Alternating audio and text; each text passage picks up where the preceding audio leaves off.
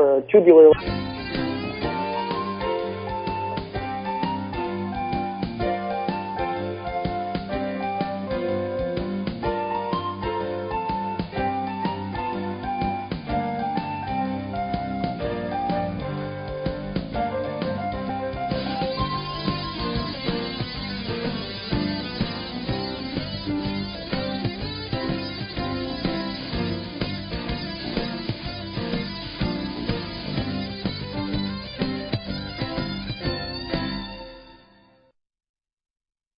Welcome to another episode of the Dawn of Shades. I'm your host, Gia Scott, and today is July 21st, 2009, and this is episode 317. How did your week go? Have any excitement? Get any projects completed? We had a little bit of drama this past weekend. My dog, Sissy, decided to get herself involved in a dog fight and get rather badly injured. She's a terrier and has never learned not to bite off more than she could chew, which this time resulted in her being chewed up pretty well. I am most appreciative of the efforts of the emergency veterinary clinic in Wool Market, Mississippi, though. They cleaned her up nicely, and she's currently sporting an Elizabethan collar and lounging in a crate in my bedroom to keep her nice and quiet. For those of you who have ever had the misfortune to need an emergency veterinary clinic, you know that the price tag is not much different from that of visiting a human hospital. Sissy, though, will be spending many weeks recovering as one back leg was severely lacerated, requiring that the muscle be stitched up as well. So, I now have a vet bill to match the national debt. Well, not really. It's not that bad. Even shifting the decimal point over a long ways, it's still not that bad, but that's a whole topic in itself, isn't it? I had someone announce to me last week that the U.S. government was officially bankrupt as we speak. They've just not announced it yet. For those of you who love a conspiracy theory, we're going to have to get Jim Mars to come back on, and we'll discuss the economy on another night. I know my personal economy is rather dismal, probably not unlike yours.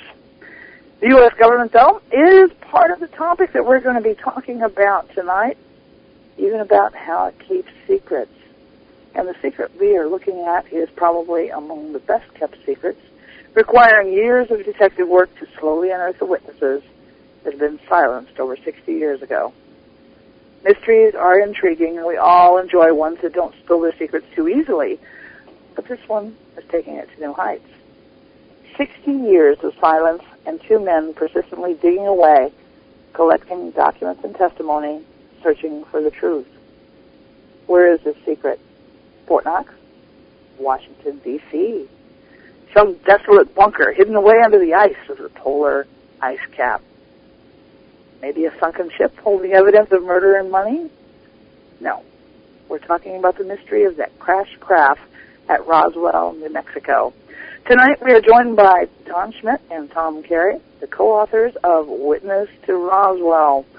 Gentlemen, I am so glad you could join us tonight, and you just have been to Roswell as well, haven't you? Yes, G, it's nice to be with you. Same here, thank you. Yes, we're just back. Spent a week down there about a week ago for the UFO Festival. That's a lot of fun. I've only had the fortune to go once a few years back for their 60-year anniversary one, and I had a lot of fun. I really enjoyed it, and it was very, very interesting. But, gentlemen, before we get going on much of anything, let's start with you, Don, since this is your first time on the Dawn of Shades. Would you introduce yourself to the audience and tell them a little bit about yourself?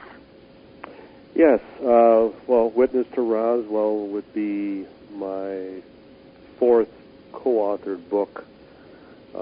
Three now have been bestsellers, so I feel very blessed, very fortunate in that capacity. I was a special investigator for the late Dr. J. Allen Hynek, and I'm a former co-director of the J. Allen Hynek Center for UFO Studies.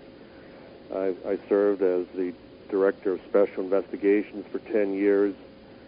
In that capacity, I was on the Board of Directors as well.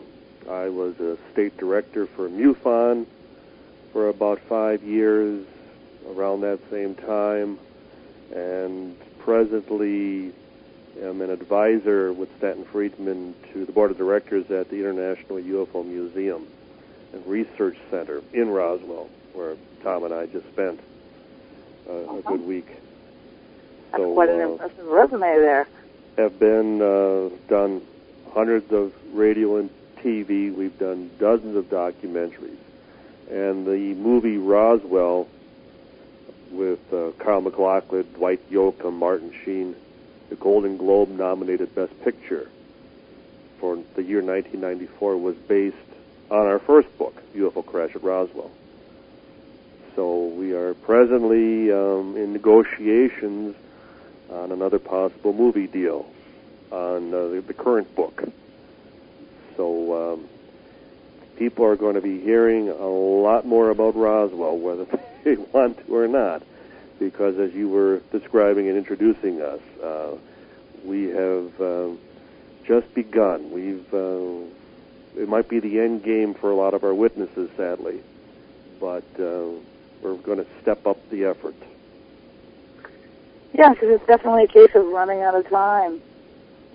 Now, Thom, before we get going, it's your turn. Would you introduce yourself to the audience? Well, I don't know if I can match that.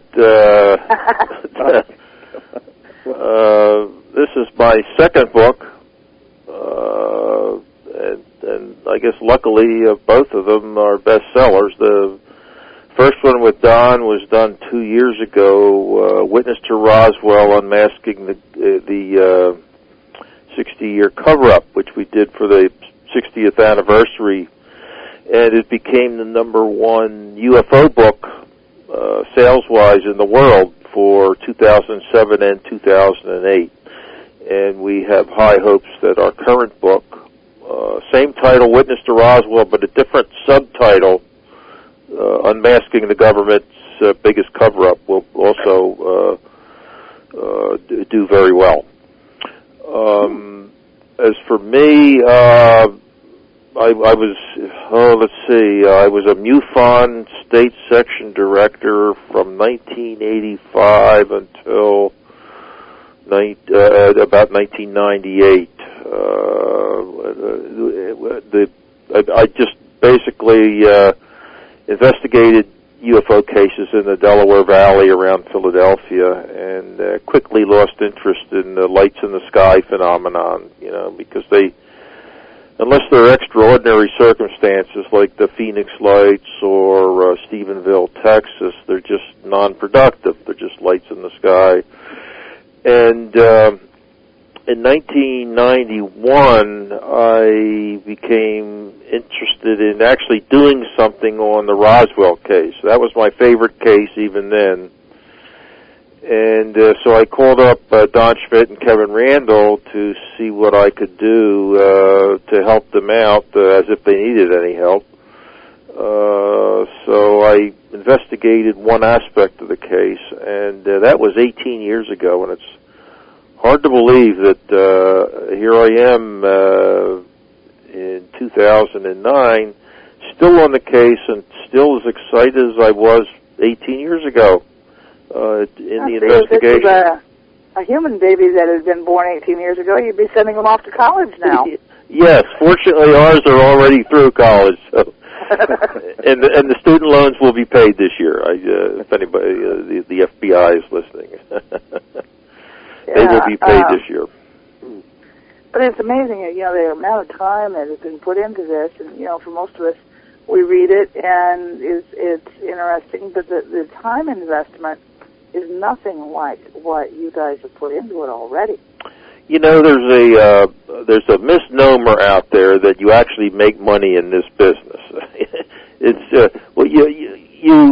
if you have a best-selling book, you can make a little money, and I emphasize a little, but you cannot make a living off of this, as Don well knows. But it's still out there that we're doing this for the money. I mean, nothing could be further from the actual truth. Yeah, for those of us who have done any writing, making a living off of your writing requires more than hard work and skill with the written word. Absolutely. Pointed out you might do better at Las Vegas, A writing colleague once pointed out that you could take the actual number of authors who are able to make a living off of the profession, you could count them on two hands. I would say that that's probably fairly close to the truth. I figure that on any writing project myself, if I make back 10% of what it cost me to write it. We try to break even. Well, you're doing better than me, but you're much better. I've never written a book. Yeah, so, 10% is what I figure. So when I think back at the original, the initial stage of the investigation, when every long-distance phone call, the meter was running, and we were running up, individual phone tabs of about $500 a month, and then all of the trips, and we were practically traveling to every state throughout the country, tracking down witnesses. And it's any wonder that we didn't give up early on just because it was, breaking the bank account. But I mean, thankfully, again, the books did well enough, and then with the movies, that it kept us funded, it kept us going. And as Thom was describing, and I concur, it's almost like a little boy, curiosity, that it still remains as fresh, it still remains as exciting whenever one again tracks down or comes up with that new testimony, that new piece of the puzzle that just justifies and corroborates everything else we've assembled, we've accumulated heretofore. As Thom often says, it sends a shiver down your back.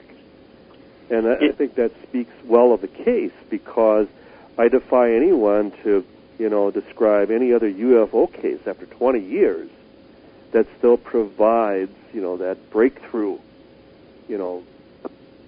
position of just, again, it's another notch. It's raising the bar to another level. About 15 years ago, and Don remembers this, I well remember when I first started working this case with Don and Kevin. When you wanted to try to find somebody, you had to first have an idea where they lived, and you would call up information. And every call to information, 555-1212, something like that, was 90 cents, and then it went up to $1. And if you, per chance, you didn't get the right city, you were out of luck. So that's $1 almost wasted. And about 15 years ago, they came out with these diskettes that you could put in your computer, the phone books. Right. And I remember thinking, boy, this is the end of the world. Wow, this is terrific, which it was. It was a huge improvement on the dialing over the telephone. But I will say the internet has been just a boon to our investigation and tracking down people. You don't have the expenditures, at least in telephone bills, that we all know and love. Even the advances in phones, because most of us now can get a plan with unlimited long distance. Exactly. At far less than what we used to pay when we were making these phone calls, and especially you guys, where you were making so many to various states. And we were also in narrowing our focus, and as we actually, one of the other tremendous advantages we had was that we had copies of the actual Roswell Army Airfield Base yearbook from 1947. So we had over 3,000 pictures and names from the very squadrons which were involved with this entire recovery operation. Well, but you have a face and a name. So for the first 5 years, we had no idea where these people were. So we were doing credit checks. We were going through motor vehicle. We were going through air certification, assuming that many of them still continued to fly and would renew their pilot's licenses. So we were, selecting channels of search and tracking that were even way beyond even just, hit and miss on the phone. Right. All time-consuming, all involved other people, and it worked. As evidenced with the first book, we had over 300, people we had talked to. And so I think for all of our colleagues who were forewarning us that, well, there's no way you're going to be able to investigate, something at that time, 40 years old, everyone's going to be either gone or, you won't be able to find them. Well, we've demonstrated that here we are 62 years later, and we are just as relentless as we've ever been. If you're still alive, if you still have information on this case, we will find you. It's impressive, the amount of dedication.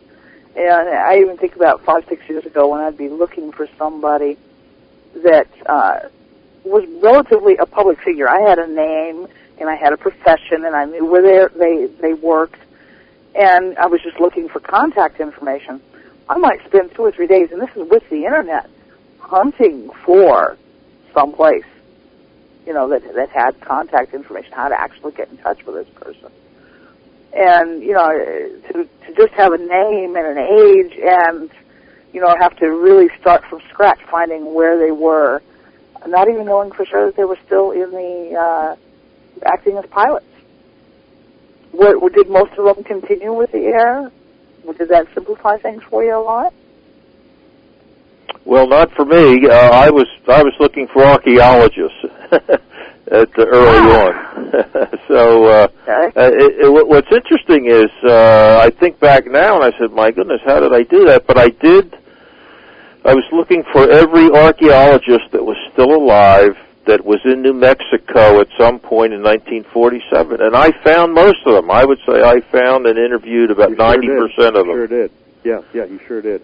And that was before even the use of these phone diskettes that you could buy at the stationery stores. And I think back now, how did I do that? And I would be on the phone, and I'm on the East Coast, so I'd be on the phone till like midnight. I didn't like making any calls after 9 p.m. To anybody. So I'd be on the phone all night. And lower rate. Lower rate. You would worry about the rates. I mean, those things are not a worry now because, like you say, Gia, mostly you get just a flat rate now with your phone. I have my phone bundled with internet and cable, and so whether I make one call or 1,000 calls a month, it doesn't change the bill any. So But as Tom could certainly describe, there has been nothing more frustrating when we think back through these past 20 years, when we're knocking on the door, so to speak, when we make a contact, when we actually find a potential witness, and they've passed away just a few years before, a few months before, a few weeks before. We even had the occasion where we called up the family as they were returning from the funeral. Oh, boy.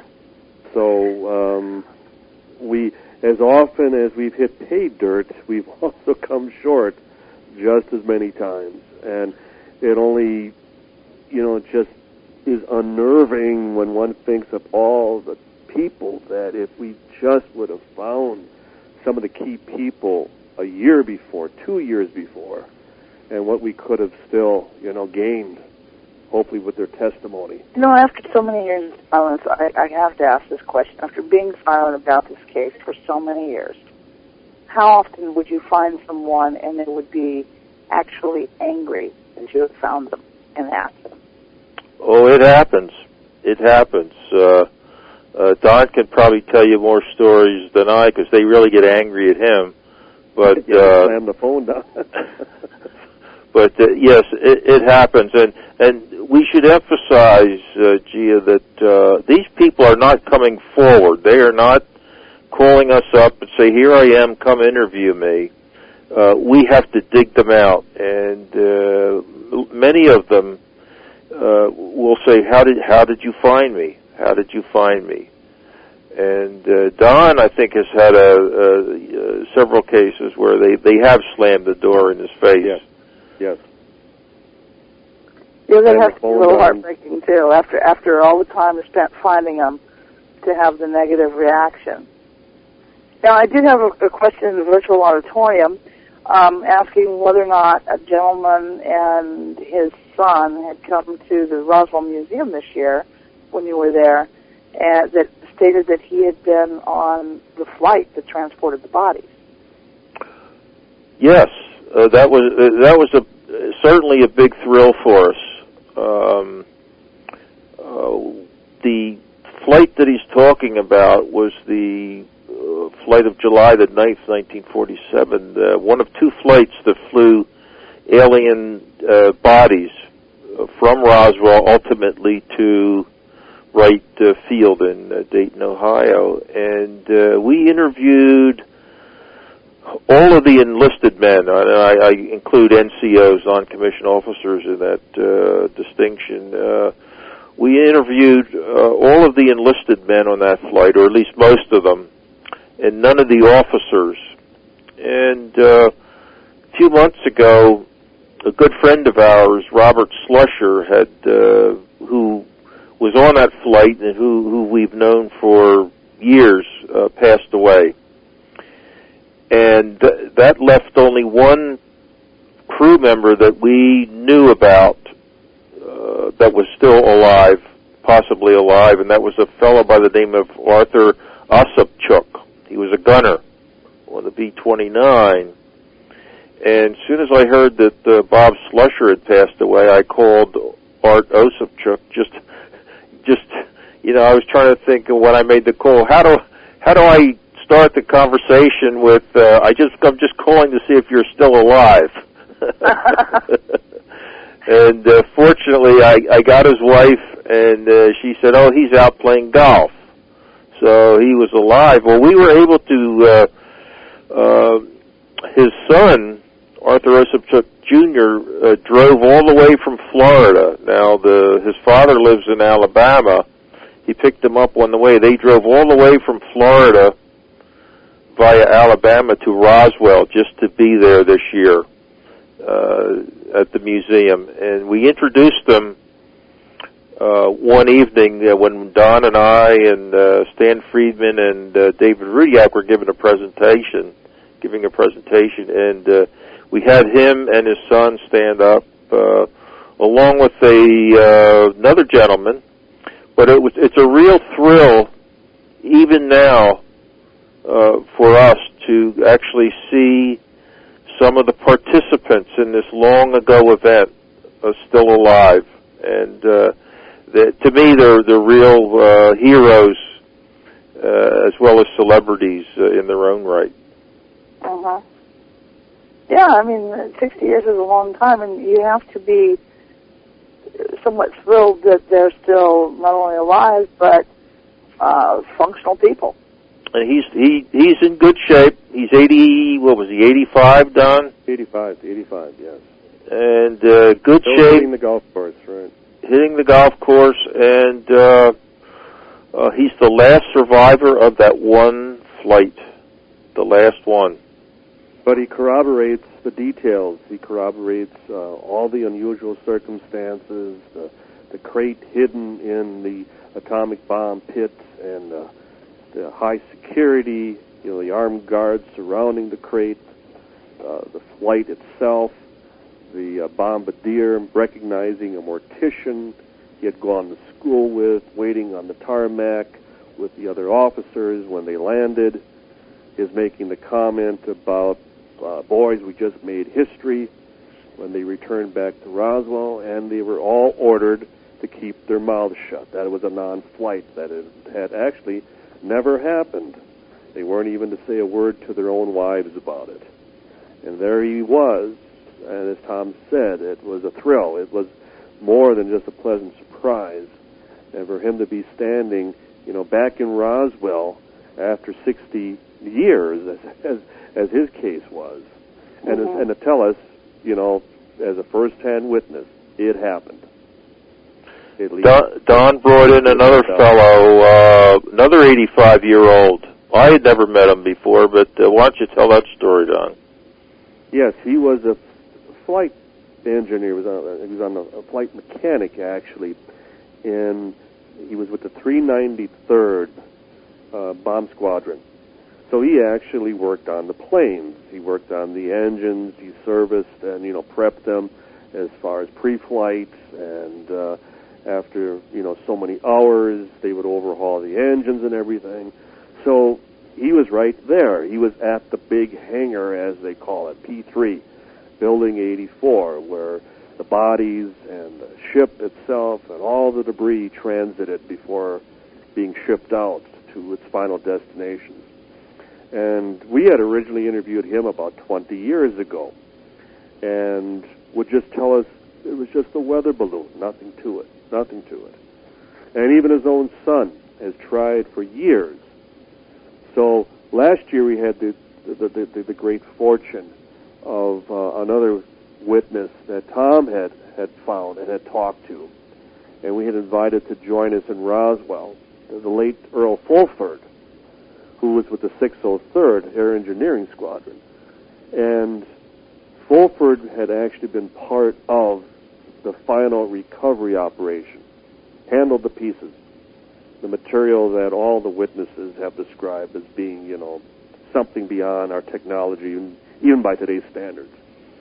Well, we had arranged for Earl to meet with this individual, and they spent some time together and reminisced and talked about, all those years back, at the base at Roswell, and they called us into the room.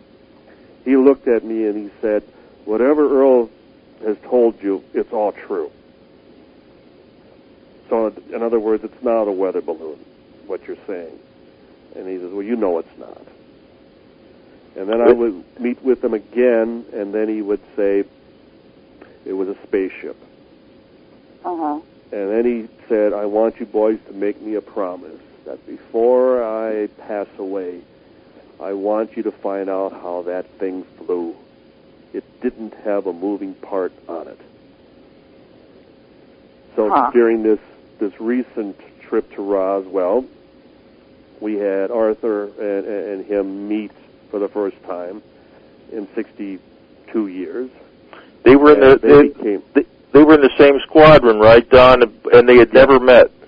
And they had never met. Just were able to share names and acquaintances, and brought back a lot of memories. But for the first time, he actually came out onto the museum, and we took pictures, and we're very confident that we're going to get more information from this individual.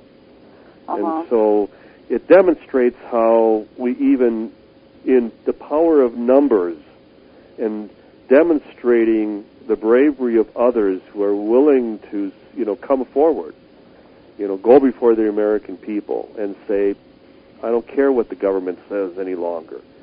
I only have so much time left. And before I go, I want the truth to be known." And we then invite these people. "Well, could you try talking to so-and-so? Maybe, you can help, us a little bit, break the ice in getting this individual to talk and that individual to talk." Uh-huh. And more times than not, it has worked. It has worked. Power in numbers, yes. Yeah, if they don't feel like they're the only ones spilling the beans, it's probably much easier. Because they have been coached in silence, and weren't they threatened all those years ago? Well, certainly everyone was told not to talk about it, and I know Art Osipchuk on that flight that we were talking about, after they delivered the bodies, and by the time they took off back for the flight back to Roswell, they knew what they had delivered. And one of the crewmen said, "Boys, we just made the history books." And they knew what he was talking about. But on the flight back, the command pilot, I forget his name right now, he said over the intercom, "Boys, just to let you know, this was a normal flight. This was a routine flight. Nothing happened. but don't ever talk about it again. And so that was the norm, was to shut everybody up. And in certain cases, it required more severe tactics, heavier tactics. So, yes, and this was a SAC base, Strategic Air Command, so they knew about keeping quiet anyway. So the real problem for the Air Force, of course, were the civilian witnesses. But as far as the military witnesses, I guess the biggest threat was if anybody wants to learn more about this, they can read all about it in Leavenworth Prison. So that kept most of them pretty quiet. Now, in the virtual auditorium, I did have a question about where the craft is now, and is it true that it was shaped like the heel of a shoe? I guess the heel of a shoe, I think of that as horseshoe shape, but I never thought about what shape the craft was and whether or not they could even tell. I don't know how severe the crash was. Well, originally, that description stemmed from a couple of photographs that were taken by William Rhodes over Phoenix on July 7th. So it was around that time, and it was more of a heel-shaped object. So we had a number of second-hand witnesses who suggested that it was shaped not as a disc in that regard, but it was round on one end and kind of squared off on the other. But in the last number of years, as we've actually secured first-hand testimony, and we've come to the conclusion that at the final impact site where the bodies were recovered, that it was more of a pod, more of a capsule, like an escape pod. And the descriptions are generally that it was more the size and shape of a Volkswagen Beetle. So we're not talking about the actual ship in its entirety, because keep in mind that there was a huge debris field, that from all accounts there was a mid-air explosion, whether the object was struck by lightning or it was a mid-air, an internal malfunction that caused it to break up and explode. But then the pod, the capsule, would continue on for about another 30 miles, suggest about 30 miles north of Roswell before impacting. And as far as to its present whereabouts, it keeps, the testimony keeps pointing back to Wright-Patterson Air Force Base. Even to the multiple levels, as many as 10 that we've been told below, the very surface, the base itself. We even had General Arthur Exxon, who was a former base commander, describe to us there were entire areas of the base that were off limits to him, and he was the base commander. So that's a little strange. It would suggest that there's still a lot of very secret, secured places both above and below the ground at Wright-Pat. And it has a long reputation of secrets. We have a number of stories, and I believe also that they're still at Wright, the bodies in the craft, or or let's say the wreckage is still at Wright-Patterson Air Force Base. Maybe some of it had been shipped to White Sands or Los Alamos, or even Langley, Virginia, where CIA headquarters are. But the bulk, the original destination was Wright-Patterson Air Force Base. Since then, we've had several anecdotal stories of people who had gone to Wright-Patterson Air Force Base for various reasons. One, a class trip, another, something else. But both stories that we have presently, or at least we have two of them, state that two individuals at different times, and they don't know one another, saw, they said, what is that hangar way out in the, off in the distance on the base all by itself? What is that? And someone said, well, don't you know that's where the UFO from Roswell is kept, and they could see MPs with canine dogs walking the perimeter. And someone said, yes, it's been there like that, and they've been guarding it like that since 1947. Now, these stories stemmed from the early 1960s, so that's, a number of decades ago, so who knows if they're still there. Another story we have is, like Don says, there is no Hangar 18. You've heard about Hangar 18. Well, there is no Hangar 18. There's certain buildings, and there's one building in particular that we have been told by a fellow who was the very good friend of Leonard Stringfield, who was sort of the father of UFO crash retrievals.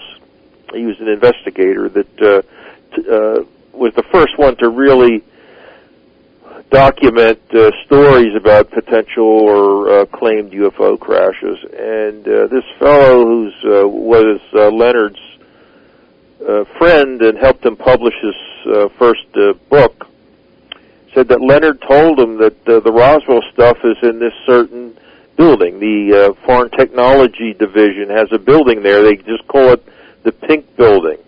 It's sort of brownish, a light brown, but it gives a pinkish hue. And there's one story above ground and apparently many levels below ground. And it was Leonard Stringfield's belief, and he had been in that building, but only on the upper floor, that's where the Roswell wreckage and other UFO crash wreckage has been housed. Now I have another question from the virtual auditorium, and that is it true that Bob Bigelow and James Carrion have become interested recently in saucer tests out at Nellis that they feel might be the Roswell saucer? Well, Bigelow has had a long history as far as in supporting and funding special UFO projects. He's a real estate entrepreneur in the Las Vegas area, so he wouldn't be far as far as the Nellis Air Force Base. And in the last year, they've established a coalition, an actual, quick response team with MUFON. And James Carrion, the international director, would certainly spearhead and be part of such a project. I don't know if I haven't heard, I don't know if Tom has any focus on Nellis. That'd be actually stemming back to the whole Groom Lake Area 51, some of the Black Project activities that have often been equated to captured and recovered UFO wreckage.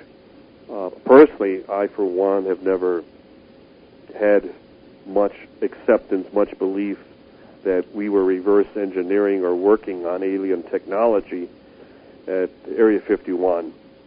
I think it was more of a smokescreen in developing our own state-of-the-art technology. But as far as Bigelow working with MUFON and vis-a-vis and James Carrion, yes, that is a recently established coalition, and supposedly there's going to be a high amount of funding involved as well. But I think they're talking about projects and sightings, reports, cases yet to happen, things that as they are developing, that they will have a quick response team, and that Bigelow will then provide whatever funding necessary to investigate the reports. Right, Don is right. They're interested in current sightings and this rapid response team, and I think they what do they call it, the STAR team or something like that. STAR team, yes. That is not what we do. We're going to continue on Roswell, whether Bigelow funds the STAR team or not. That doesn't affect us one way or the other. As we have depended on the Schmitt Fund and the Carey Fund for our efforts. You don't anticipate getting funded anytime soon, then? Huh? No. Well, you know. We've never looked for it. We've never asked for it. I mean, Bigelow funded some UFO, or specifically some Roswell investigation in the past, but we never asked for it. We never, submitted a proposal in that regard. The problem, more times than not, is then you become obligated, and as a result, you lose your independence, your objectivity in that they expect results. There was a coalition years ago involving 3 of the main civilian UFO groups, and I remember that all Bigelow wanted was to have a vote between the 3 groups as to how he would allocate his own money. Well, they didn't like that. They felt, that they knew better, and they could spend his money better than he could. So he disbanded the group, right there and then. So it's good to see him back, but Thom and I, for one, are not knocking at his door. Yeah. Remember when, what was that fellow's name, the billionaire, he sold his web business and became a billionaire, and he said, I'm going to... Joe Firmage. Joe Firmage. This is now 10 years ago. Yes. Wanted to do UFOs, and everybody descended on him looking for money, and I think he just finally packed up and said, I'm out of here. So I didn't understand that. And I think, unfortunately, just as with Bigelow and with Hans Adam, the Prince of Liechtenstein in the past, and others who, just merely approached the UFO community with an offer, for financial funding. Mm-hmm. These were, as Thom described, the descendants, as far as of all the well-to-dos, with nothing in their hands as far as hardcore, case or evidence. It was basically, I have a theory, I have an idea, I have a proposal, and if you give me enough money, I'll see what I come up with. And I think that's the biggest difference between us, specifically with Roswell, and these other cases. They're waiting for the next big one to happen. And as far as we're concerned, Roswell is the granddaddy of them all. We don't have to go any further. In the process of investigating Roswell, have people come to you about more recent crashes? Well, they try to, but we shoo them off. No, yes, they have. The problem, Gia, is that we are so invested in the Roswell case, and I don't mean money-wise, although that's true, but our time and commitment, and this, quite frankly, this case requires it. It's so complicated, so detailed, so variegated. It takes, I know it took me years to figure it out. And I was curious whether, the current cases might lead to where the Roswell debris currently is located. Current cases leading to Roswell? Yeah, because would they take the wreckage to the same place? Well, you have to have a crash first, and I'm not familiar with any recent ones. Okay. Unless it happens and the Air Force has their act together and they just sweep them up and off to right pat. I just don't know of any recent ones, and but quite frankly, the most of the cases, current cases, do not interest me. Because the Roswell case has so much to offer an investigator who loves mysteries, and that's what this case is. It's a mystery. It has everything. It's got everything from to cover up and threats and potential for real artifacts, and including bodies. I mean, it's just got everything in it, and quite frankly, like I said, I love a mystery, and this is a mystery left to us from the 20th century that we are in the process of solving. I think Don will agree that really the only thing we're missing right now is a piece of physical evidence, and we're very close to that. I just would like to say that. And we're on the program tonight with just, the confidence that just with the sheer weight of the eyewitness testimony that we could go into any court of law and win this hands down. I mean, when one considers how often, with nothing more than just circumstantial testimony regarding an incident, and people are, sentenced to life imprisonment or worse, and we have hundreds of people. And I think, again, that's the difference with Roswell and even these other alleged crashes. Now, we certainly would qualify our position and accept the fact that if we do indeed accept Roswell, then everything else is possible. But the difference remains, it's the one case where the United States military actually announced they had captured a flying saucer. Hold on to it right there. Folks, it's time for our break. So check out our website, www.exogenynetwork.com, while we're away from your computer. And stay tuned, and the Dawn of Shades will be right back with Don and Tom.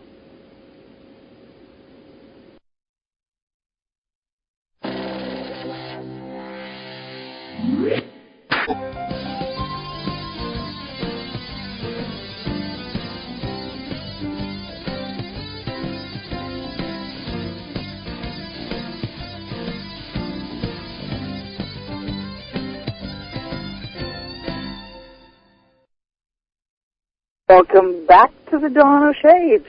I'm your host, Gia Scott, and once again, I would like to remind everyone to visit the website, www.exogenynetwork.com. Sign up for the newsletter, read about our guests, wander around, explore the website, let me know what you think of it. There you can find links to blogs, Twitter, and even Facebook. If you have a question that you wish to have asked, you can email it to me at giascott@gmail.com. I am monitoring the email during the program, and I'll try real hard not to miss a thing. Now, gentlemen, we were going 90 miles an hour when I said we had to take a break, and I sort of lost that train of thought. Where did you want to start?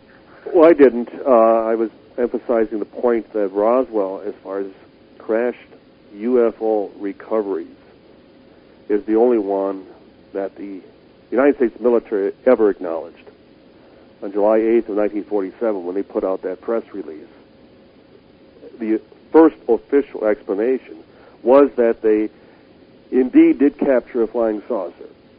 So when we say historically that we can document Roswell as being the first recovery of a flying saucer, that is a matter of historic fact. The problem is they're up to now 4 official explanations. And one of the reasons we're so appalled at the national media that any politician that would try to get away with that would have them sitting on their doorstep, for 24 hours a day. The problem with the other crash retrieval cases, and even Len Stringfield, who Tom was mentioning earlier in the first hour, is that typically they are rumors that are based on second- and third-hand testimony or one lone first-hand witness, and in most cases anonymous. That's one of the reasons that there have been so many legends of other crashes. It would almost give us the impression the sky was just literally, falling with UFOs at that time. Uh-huh. And here we are with Roswell, the one case that, aside from all the military in Roswell who were involved, and we have the military who were involved at Fort Worth, going up the chain of command, at Wright Field in Dayton, Ohio, You also have all the press, all the media who were involved. You have all the civilians who were involved, all the ranchers, all the local inhabitants of Roswell who managed to get out there and see things before the military came in. The sheriff, his deputies, the fire department. And they're all telling us the same story. And as any policeman or any insurance investigator would tell you, you have 10 people witness an accident. You have 10 different accounts. Mm-hmm. And here we are with hundreds of people at Roswell, and they're all telling us the same story from their own, unique perspective. One might have only seen one body. One might have only seen a piece of debris. One might have only seen, the military going out north of town. One might have only seen a press release. One might have been threatened. On and on and on. But they all become pieces of this puzzle, this mosaic, and that's where the investigation comes in, as we piece this all together.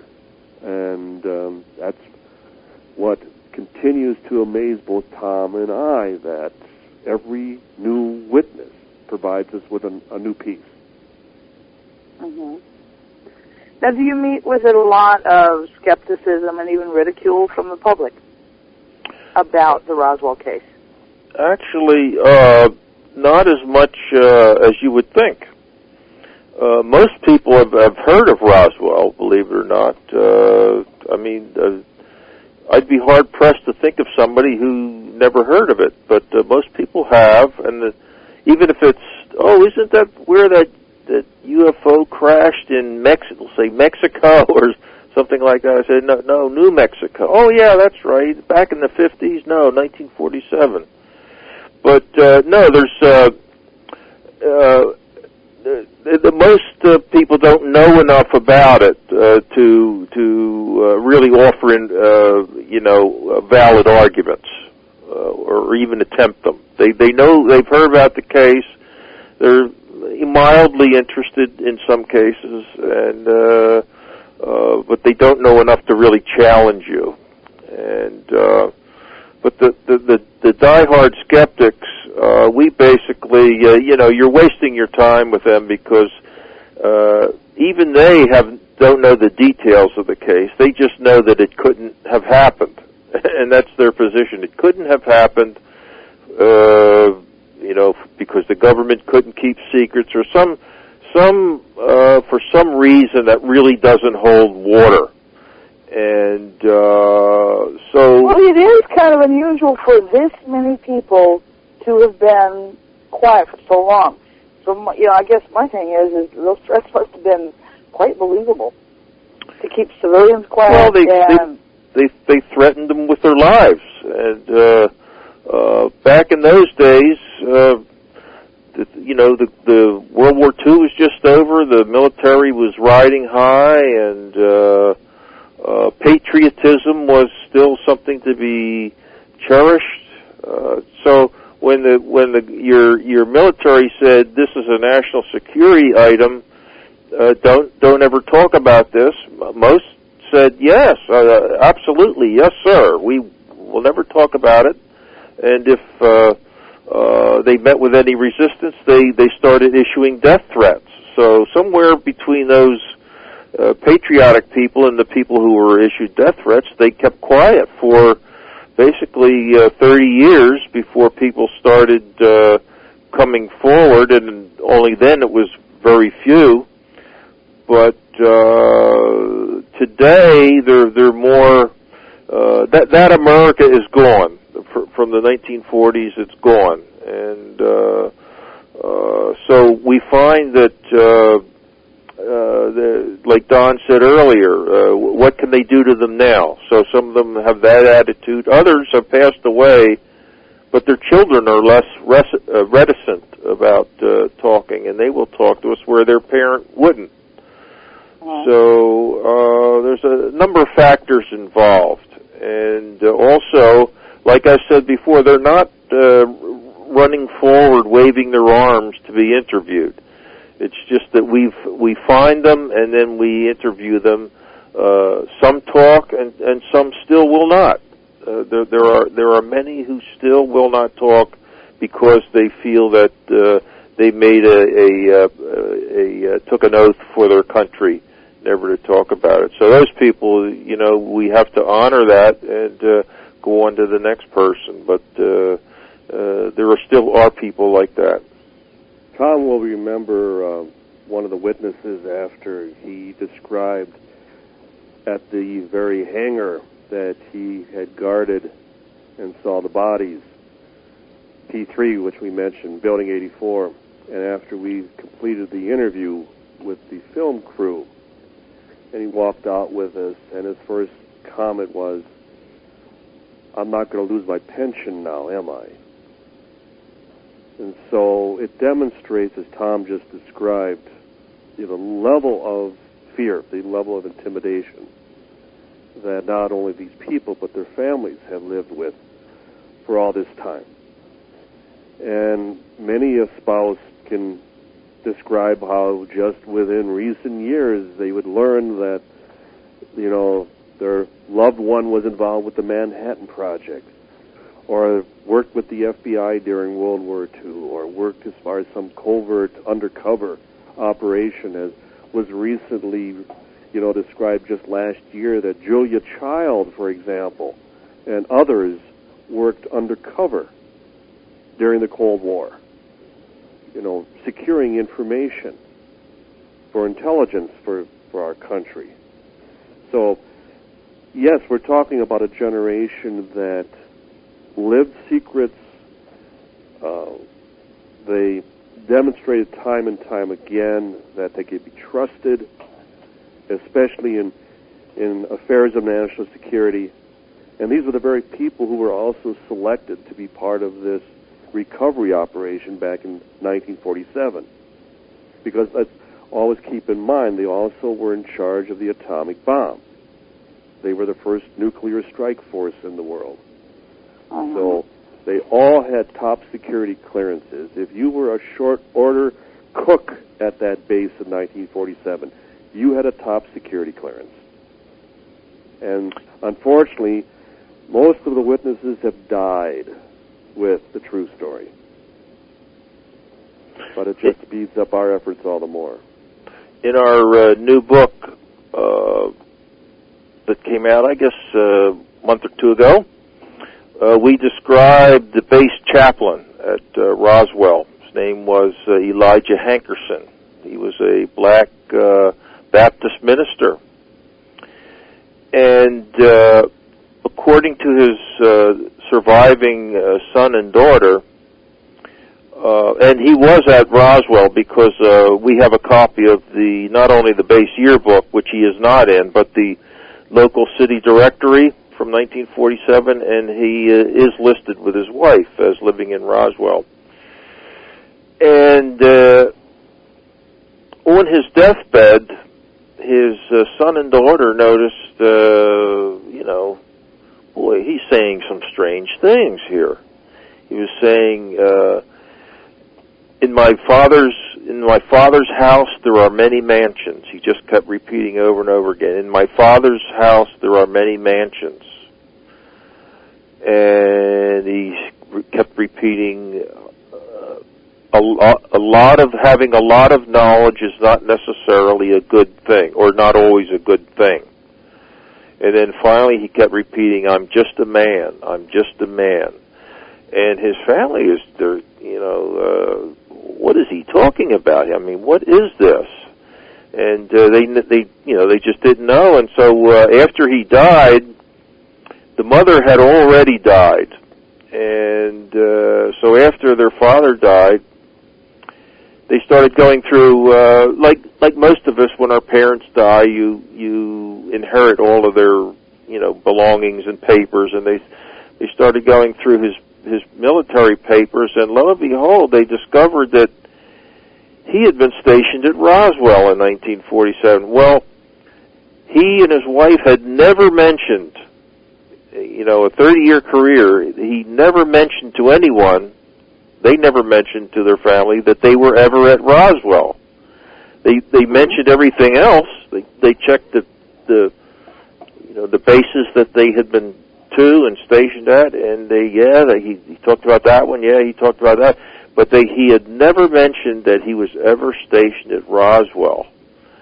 And they said, "Oh my God, he was there in 1947." By this time, Roswell had become known because of the 1980 book and because of Don's and Kevin's 1991 book. So they said, "Oh my goodness, he was there at Roswell," and they never knew it. And his daughter said, "Oh, now that makes sense as to some of the things he was saying on his deathbed. He was just trying to get off of his chest."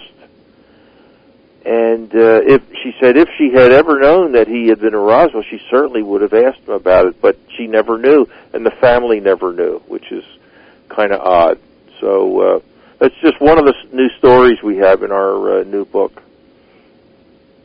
Yeah, it's really, really fascinating. And I have to admit, I was never particularly interested in Roswell. Maybe it was a case of familiarity. I used to drive through Roswell fairly often, and it was just one more dusty New Mexico town. But your book, with the case after case, and the stories of what the witnesses said, for the first time it actually came to life for me. It wasn't just another 60-year-old story. Thank you. And it really is. For anybody who is interested in Roswell at all, that's the only book I could actually finish about Roswell, and it was actually interesting. When we go to Roswell, whenever we're there, I know for me, especially when I'm on the old base, which is still there, I feel like I'm treading on sacred ground. I really do. I just get this feeling over me that something of immense importance happened there, and I don't know. It's just the way it is, I don't know about Don. But that and the fact that every time we go back, it's a little more lonely. We're losing that generation. The attrition rate, it certainly has to be more than 1,500 people a day at this point. But it's like losing our uncles over and over again. We literally could go and spend more time at the cemetery than talking to witnesses, talking to people who we exchange Christmas cards with, and we become honorary pallbearers, at their funerals eventually. Yeah, it's got to be kind of heartbreaking after all this time you've invested in finding out the truth, and just about the time you're finding these guys, they're passing away. Some of them, I was saying, we get close to these people because we lost Frank Joyce. Was it last year, Don? Frank Joyce, yes. We knew him for 20 years. 20 years. And Bill Brazel, the son of the rancher, and certainly Walter Hott, who typed up and put out that very press release as it was dictated him about the actual capture of the flying saucer. And so they feel that we're championing their causes because we're able to go out and still, fight the good fight, so to speak. We represent them. And in many respects, they've entrusted us to keep the story alive, to keep the truth coming out. As they've aged and so many times, no longer to even, mentally, communicate and deal with us any further, and then eventually to pass on. We've said our goodbyes. We've actually been there where, and Tom remembers with Earl Fulford last year. I mean, I think we both knew we were saying goodbye to him. Yes. In his hotel when we left that Sunday afternoon.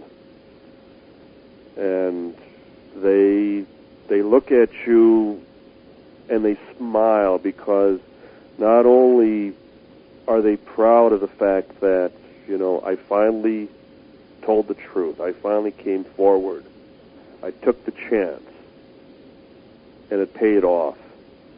And I like to believe that they leave this world confident that as long as Thom and I are still able to continue bringing forward the truth, that we're going to do just that. Yeah, it's, and a lot of people don't realize, finding the truth about this case, the actual ramifications that it will have. And even if you're not particularly a UFO fan, don't have a great deal of interest in ufology, this is important because it's a huge piece of our country's past. And it probably is the root behind a number of today's conspiracy issues. Well, to me, the Roswell case, I look at first as a great mystery. It's a great mystery that just happens to be about a UFO and aliens. I don't look at it the other way around, that it's about UFOs and aliens and it's also a mystery. I look at it the other way. And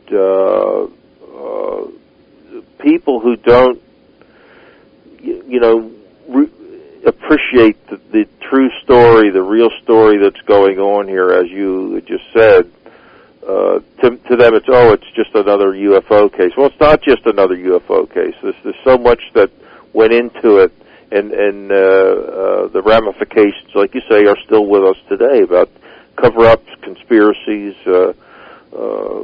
Certainly, the cover-up of UFOs began with the Roswell case back in 1947. It was codified in 1953 with a big meeting they had in Washington of high-level people, but the cover-up started with Roswell. They made the decision to did they want to go forward and tell the truth or cover it up, and they chose to cover it up. So it's still with us today.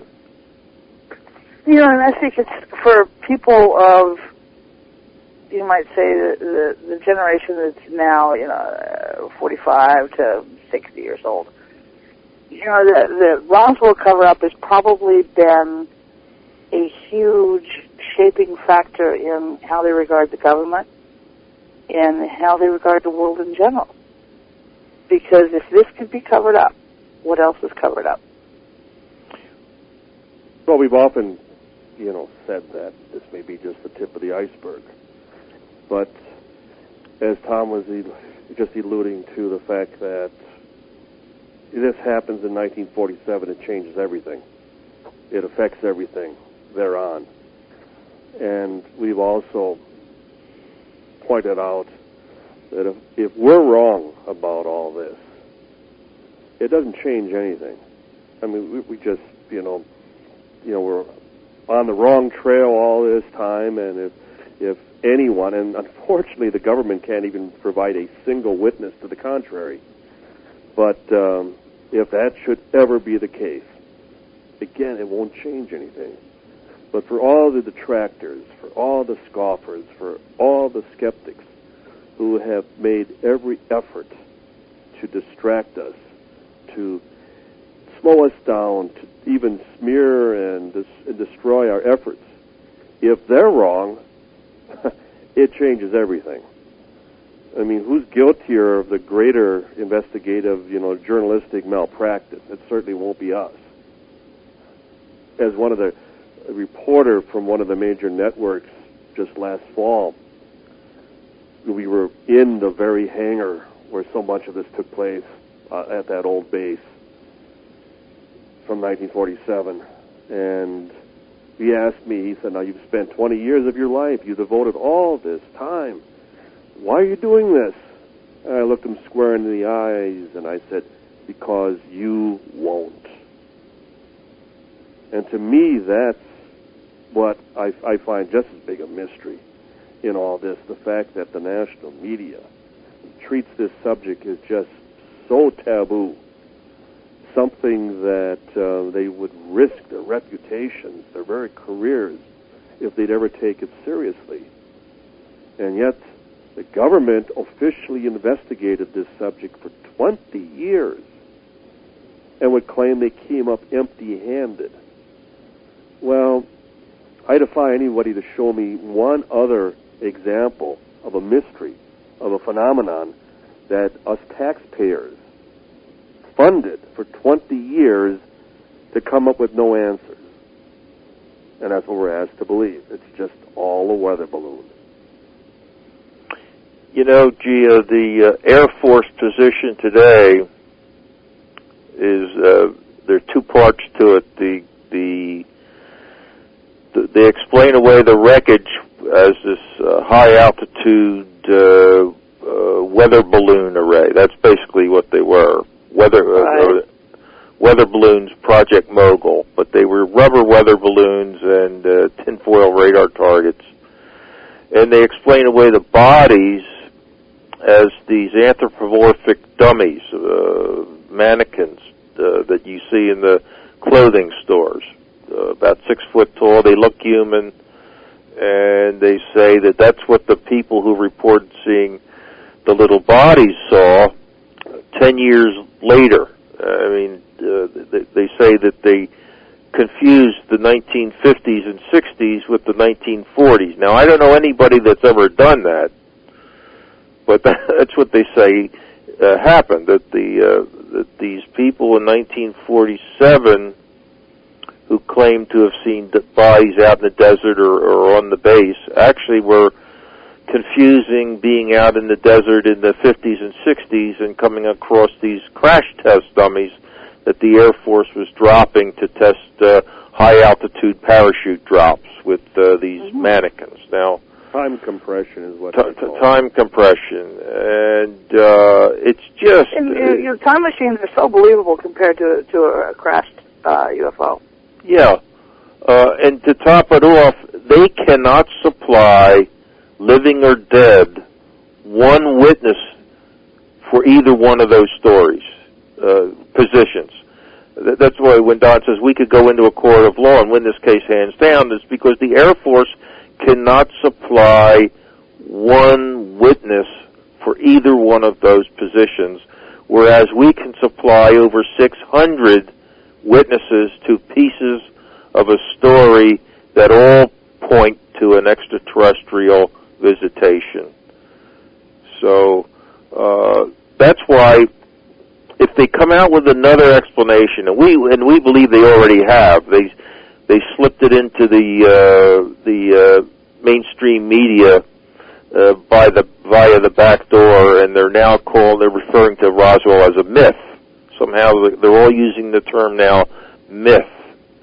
So that would be explanation number 5. But if tomorrow they offered another explanation, folks, here's our latest explanation. Whatever it is, who would believe them? Who would believe them? So we don't think they're ever going to offer another formal explanation or have a press conference about it because they were so embarrassed 10 years ago when they put out these explanations. So they're just running out the clock on the case, waiting for all of the participants who are now all in their 80s and 90s to pass away. And unfortunately, they are. Yeah, and they managed to eliminate any sort of paper trail. Isn't that unusual, even in government secrets, to eliminate the paper trail? Well, it's often described to us by the actual witnesses. Everything, the oaths of secrecy, for example, were generally all verbal. They were told, for example, you're not to say another word about this. General DuBose told us that his boss, General Ramey, who staged the weather balloon press conference in his office at Fort Worth, Texas, said that right after that very press meeting, he was told never to bring it up again. And that's the development and the process of eliminating a paper trail. Now, we know there certainly would have been a substantial amount of documents regarding all the testing and the photographs and the film alone, as this would have all been recorded. You know, something of this historic nature there has to be a ton of even paper and photographic documentation. But one of the things that the military is very adept at, and especially as evidence in World War II, they do everything very cryptically. One of the officers described to us that you could be looking through a K-ration cookbook, and within the recipes might be certain references to a particular security issue, which would refer you to another book or another manual, and there you would start, piecing it together. And it's also, a result of the compartmentalization of the military. You know something, I know something, Tom knows something. So in other words, nobody knows the whole story. Everybody has a piece of the puzzle. And it's one of the reasons that even within the spy industry, you literally would have to kidnap 1,000 people just to come up with the full, breakdown of some technological, device, some schematic that could assist you in reverse engineering something. One lone individual does not possess all the secrets. And we also know the military, is able to keep secrets. We also know from the Government Accountability Office's investigation in the mid-1990s, looking into finding the paper trail that Don was talking about relating to Roswell. They were not trying to prove the Roswell case one way or another. They were just trying to see if documents relating to it had been classified and handled and stored properly. Well, surprise, surprise, they couldn't find any documents. What they did learn, however, was that documents coming out of the Roswell base and coming out of the Fort Worth base and Washington relating to Roswell had all been destroyed. And the mystery was that they could not find any authority for this destruction or why it was done, only that it had been done. So that's a mystery within a mystery. Why would this happen? Normally, the military and the government is very methodical and punctilious about the paperwork, about how it's handled and disposed of. But in this case, it was destroyed by unknown authority at an unknown date. So that's a mystery within a mystery that might have helped solve it. We were working with the late Congressman Stephen Schiff of New Mexico at that time.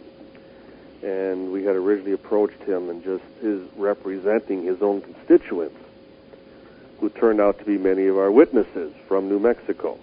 And when the GAO report, as Tom just described, came out, and the lack thereof of any documents, and the Congressman's office put out a press release where they accused the Air Force of a massive ongoing cover-up. And I guess that's why it always comes back to, we could take former Presidents Jimmy Carter and Bill Clinton and the late Senator Barry Goldwater and the present Governor of New Mexico, Bill Richardson, and the late Congressman Stephen Schiff, who I just mentioned.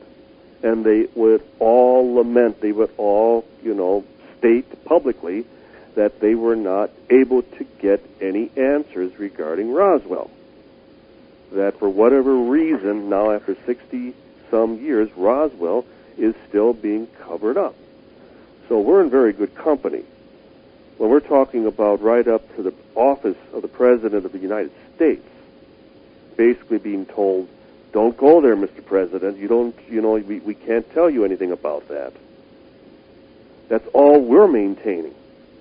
I mean, anyone who says that Roswell was just a weather balloon or anything else just as conventional, again, has not examined the facts, refuses to look at the facts. And in their case, it's a belief.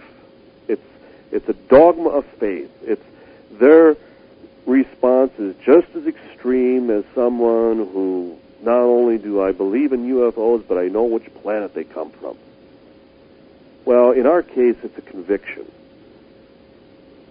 And in that sense, we would stand up to any of the skeptics, any of the scoffers. It's one of the reasons whenever we've done something with them, they have to shout over the top of us. They won't even give us a chance to even respond because they have their playbook. They basically, it can't be, therefore it isn't. Yeah. So tell that to Bill Clinton. Yeah, well, I don't think President Obama's going to fare any better than Jimmy Carter or any of his predecessors did either. I would agree. For one thing, I don't think the documents exist. Nobody can tell them what happened because they divided the pieces up so well that reassembly is going to be quite a big job. Do you think you'll ever solve it completely? I don't want to interrupt Tom because we toss it back and forth, but I just wanted to quickly add, it's one of the reasons we still maintain it's a cover-up of ignorance. In other words, you don't have any answers. You have no solution. You don't know from where, from why, or from who. So what can you announce? What can you, finally acknowledge after over 60 years? Except that you bury it. And we believe that the old order, especially within the military, has not passed it down to the new order.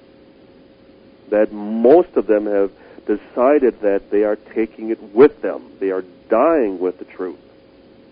And what a tragedy when you think about it, as far as all mankind. The biggest story of the millennium. And a handful of people have decided that none of us are ready for that information, that announcement. And Tom would agree for me. The two of us, we believe we've been ready for this for many years because the very people back in 1947, they lived through it. They raised their families. They worked their jobs. They went to church. They lived out their lives, and they were there. They saw it firsthand. I'd hate to think we've digressed in all these years, and now all of a sudden we're not ready. Well, we're ready. Yeah, we're more than ready. I mean, it's really time. But do you seriously believe you'll ever be able to get completely to the bottom of it? Well, I think Don and I I feel more confident about us doing it than anybody else. I don't think Don is looking that the government will ever come clean. Quite frankly, we're not worried about them. We're asked often, do you think they will ever admit it? Well, I don't think they will, for the reasons Don just mentioned. But we're not worried about them. We are on this case until we get a piece of physical evidence, which will be irrefutable proof. We're also presenting a case. We're documenting a case that we could present in court, one witness at a time. So we're still looking for witnesses, and I'm confident that I think we have enough evidence right now, but there are still witnesses out there, and there is still physical evidence that we want to get. So until that happy day, we are on the case, and we will see it through. And I feel that we will get there. So, what do you think is the biggest question that still remains to be answered? The reason for the cover-up after all these years, the fact that, as we were describing, that even the very President of the United States isn't, briefed on this subject. It smacks of almost a secret government of sorts, an oversight committee. And whether one is talking about MJ-12 or even the Unholy 13, as the late General Arthur Exon described to us. It still describes, and therein would be the conspiracy. Tom and I have always resented whenever we're labeled conspiracy buffs, because Roswell isn't a conspiracy. It's a cover-up. Mm-hmm. It actually happened. I mean, they covered up what crashed, what they recovered, and there's nothing, conspiratorial about that. But the conspiracy wouldn't lie as far as the reasons for whatever reasons they decided. Now, after 62 years, that they're not going to, and Tom pretty much, we agree that I don't think it's going to be in our lifetime.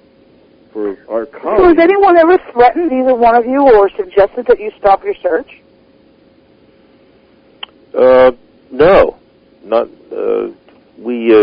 Don and I have heard funny clicks on our phone when we talk, but that's about the extent of it. And I think Don mentioned a recording of the conversation that he had that was played back, but there have been no outward threats, either direct or implied. We've had other UFO investigators tell us to stop, I think because they, whenever we give a talk or whenever Roswell's on the list of presentations, it always garners the most interest. So the easy answer is no, but you never know. You never know. It was one of the things that we decided early into the investigation, that either we could remain in the shadows, hide in the bushes, so to speak, and remain anonymous, or shine as much light on our investigation as we could. And the former certainly would have pretty much left us unprotected. Something would have happened and no one would have, known any better. Whereas for all the, public attention and the books and the movie and all the documentaries, all these interviews, and if something happens, if there's an accident, especially in the earlier years of the investigation, too many flags would have gone up. And we have to keep in mind that the government has to maintain the conventional explanations. The moment they start actually threatening or harassing or intimidating, whether it would be us or any of our witnesses, sooner or later, spry junior reporter is going to start thinking, why should they care if this person's claiming it was a flying saucer when they actually state it was just a weather balloon? So that's their catch-22. And I think they just idly step back. It's quite obvious that 60 years ago they cared very much, because anybody who said that it was other than a weather balloon then was apparently told to drop the subject. And we still have many reluctant witnesses. We need to emphasize the fact that as many people that have confided, who have bravely, come forward with our encouragement and building that level of confidence, that they finally have added their names to that long list. We have just as many that I don't remember, I don't know what you're talking about, I wasn't there, I had nothing to do with it, and others who actually will say, I am still sworn to secrecy. Now, after all these years, when they're saying they're still sworn to secrecy, obviously the question is, over a weather balloon? But that's what they're telling us.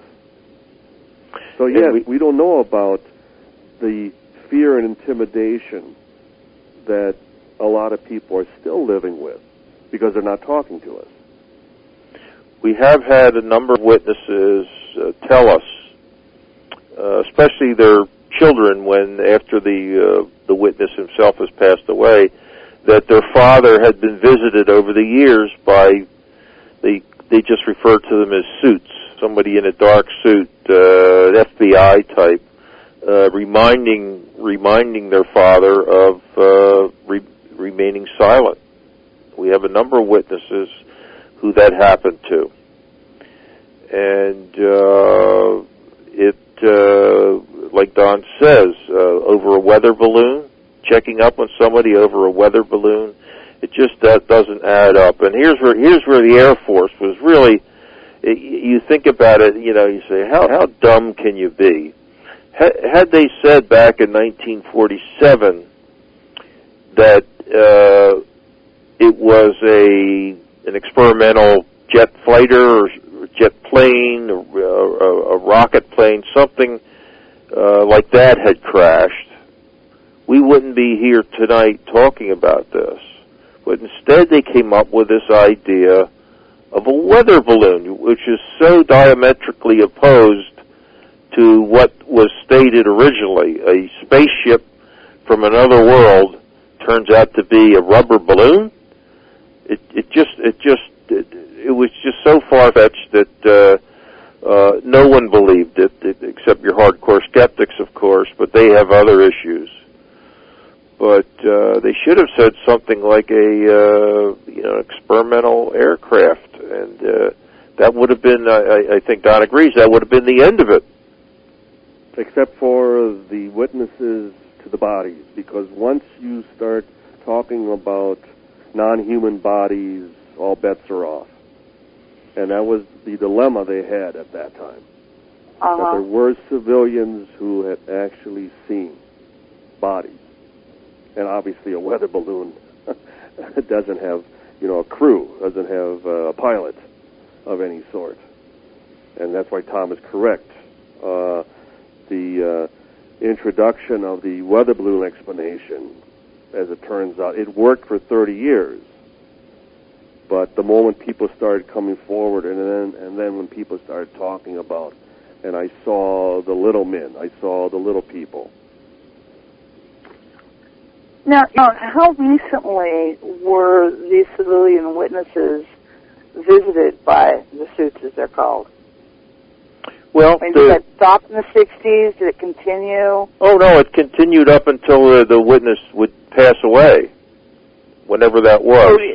So even, are some of the witnesses still being visited? Oh, for sure. We had one where a captain would be calling up on a regular basis after he had returned from the hospital, dying of cancer, and then within the last 2 weeks of his life was paid a visit by the Air Force. Came into the home, they went right into his bedroom, closed the door, and then departed without saying a word to his wife. And his wife and his grandson were witness to that event, and that was just the year 2000. So again, the question keeps, we keep hearkening back to what are the deep, dark secrets about this event that are way beyond the scope of a weather balloon or a rocket or an airplane or anything of that nature. And one of the things we believe, and this would come up to the fear factor, the intimidation, the fact that they were threatening people, the fact that they, as one officer suggested, all the accidents back then weren't accidents. They did what they had to keep people quiet, because there was nothing in the field manual about the recovery of a flying saucer. No, there's a steady rumor that there was an entity that was still alive.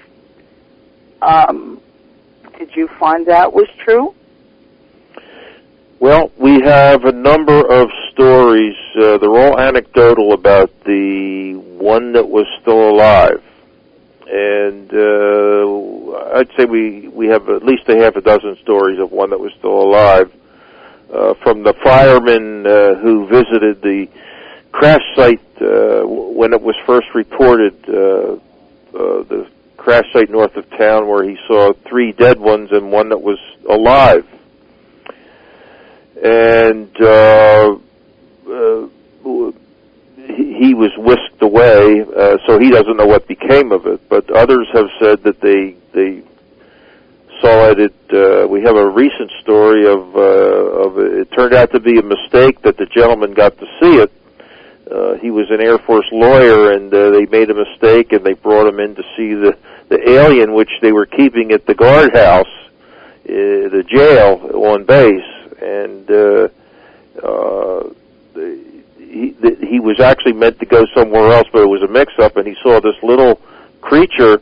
They had it dressed in army fatigues that were way too big for it, and he said, "Oh my goodness, what is this? Is this my client?"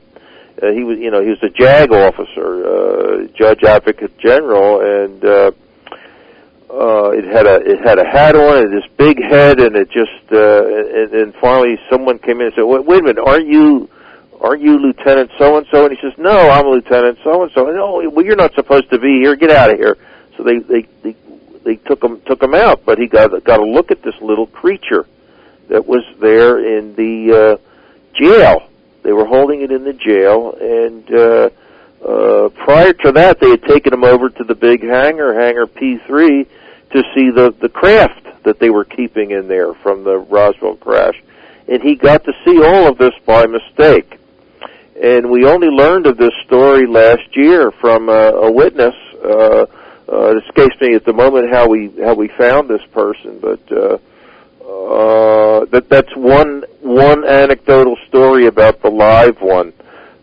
There's a Eli Benjamin. I'm sorry? I mentioned Eli Benjamin firsthand. Oh yes, Eli Benjamin, who's in our book. He's still alive, and he was in the 390th Air Service Squadron. He was an MP with a very high security. He was dispatched to the big hangar to help escort the bodies that had been brought in from the crash site over to the base hospital. See, first they took everything over to the hangar, dumped it off, and including the bodies. And then someone said, well, these bodies don't belong here, they belong over at the hospital. And so he was dispatched over to the hangar. So he's going up to take his position, and he notices an officer who's, as he said, drunk as a skunk, staggering around, and he's fighting with the MPs. They're trying to control him.